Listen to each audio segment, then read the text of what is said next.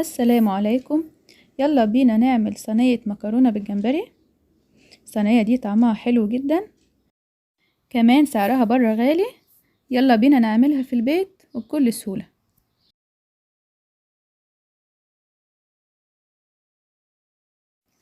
هنحتاج عشان نعمل الصينية دي 400 جرام جمبري. طبعا الجمبري كميته دي اختياري، اقدر ازود شوية في الكمية.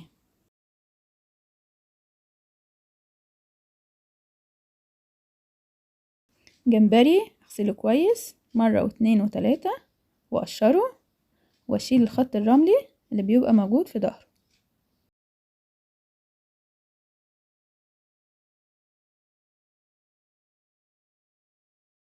ولتر لبن و6 معالق كبار دقيق، 4 معالق كبار سمنة، و5 فصوص توم مفرومين. كمان هحتاج ربع كيلو جبن مشكلة. اجي بقى كده في حلة احط السمنة، لما تسيح انزل عليها بالدقيق واقلب بسرعة. اقلب بسرعة عشان الدقيق يتغلف بالسمنة كويس، وكمان الدقيق مش يتحرق مني.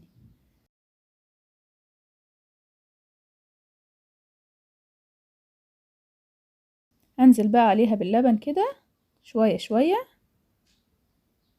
واقلب. اقلب بسرعة عشان الدقيق مش يكلكع معايا.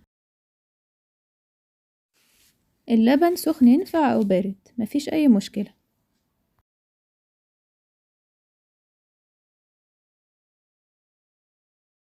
انزل شوية شوية باللبن واقلب.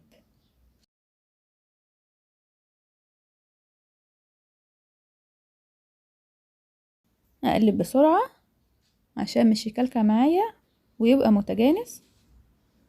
البشاميل هعمله على نار متوسطة، مش عايزة ارفع النار قوي عشان مش يتلسع مني. كده انا حطيت لتر اللبن كله.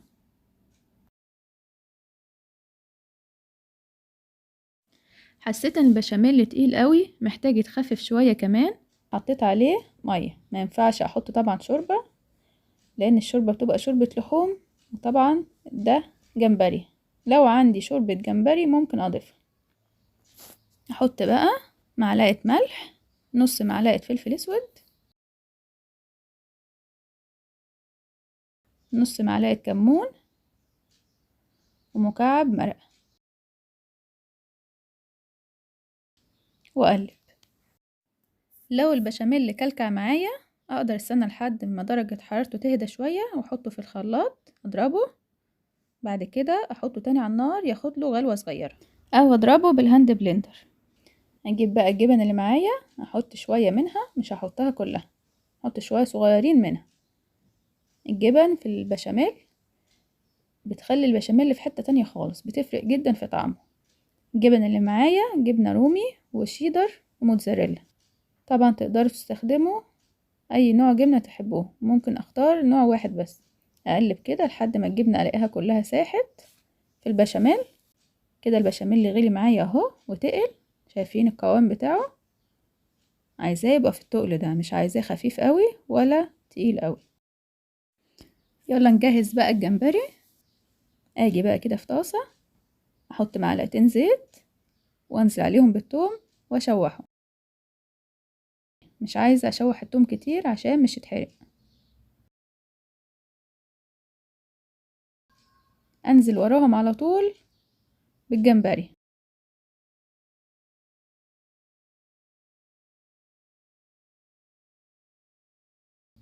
واديله تقليبة كده عشان ياخد ريحة الثوم.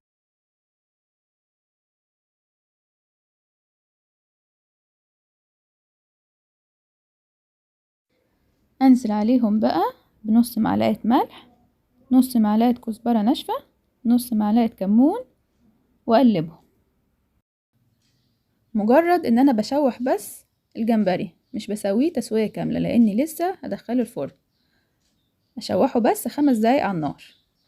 اجي بقى في حلة نسلق المكرونة. حلة فيها مية مغلية، حطيت فيها نص كيلو المكرونة ومعلقة ملح واقلبه. اقدر استخدم اي نوع مكرونة انا احبه. مكرونة وهي بتسلق لازم اقلبها كل شوية عشان مش تلزق في بعضها، تاخد معايا من 5 ل7 دقايق. بعد 5 دقايق اختبرها كده بايديا، لو لقيتها طريت بس مش طريت جدا، يعني ان انا اقدر ادخل صباعي فيها، تبقى كده جاهزة. مش عايزاها تبقى طرية جدا عشان لسه هتدخل الفرن تكمل تسويتها. بس كده كل حاجة بقت جاهزة معايا.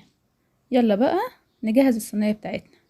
اجي بقى كده في صينية ادهنها بالزيت او بالسمنة، اجيب البشاميل بتاعي، اخد نص الكمية، انزل بقى عليهم كده بالمكرونة واقلبها مع البشاميل. انا كارلا ودي قناتي كارلا في المطبخ. لو عجبكم القناة دوسوا اشتراك ولايك. قلبت كده المكرونة مع البشاميل، حط بقى عليهم الجمبري وكل البهاريز اللي معايا في الطاسة دي،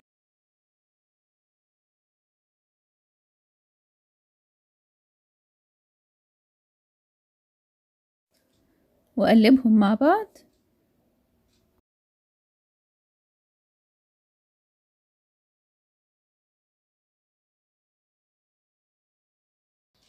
انزل بقى بيهم في صينية. الجمبري طبعا ده كميته اختياري، اقدر ازود شوية في الكمية، خليه نص كيلو، لكن بلاش نقلله عن 400 جرام، يعني المعيار ده مناسب جدا لنص كيلو المكرونة. انزل بقى على الوش كده ببقية كمية البشاميل،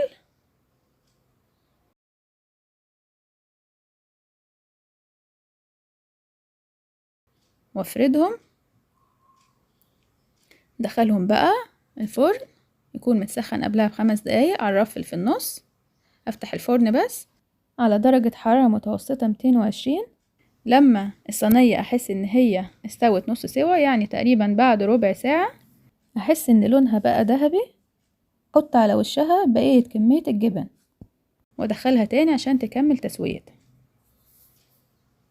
مش عايزة احط الجبنة من الاول عشان لحد ما الصينية تكمل تسويتها معايا هتكون الجبنة اتحرقت. انا عايزاها بس تكون ساحت وخدت لون ذهبي. كده الصينية بقت جاهزة معايا. شايفين بقى شكلها مغري ازاي وطعمها خطير.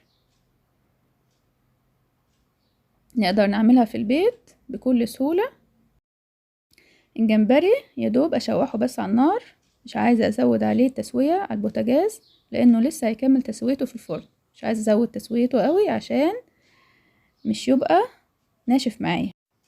اقدر كمان استخدم اي حجم جمبري، مش شرط الجمبري الكبير. كمان نقدر نضيف شرايح فلفل في الصينية.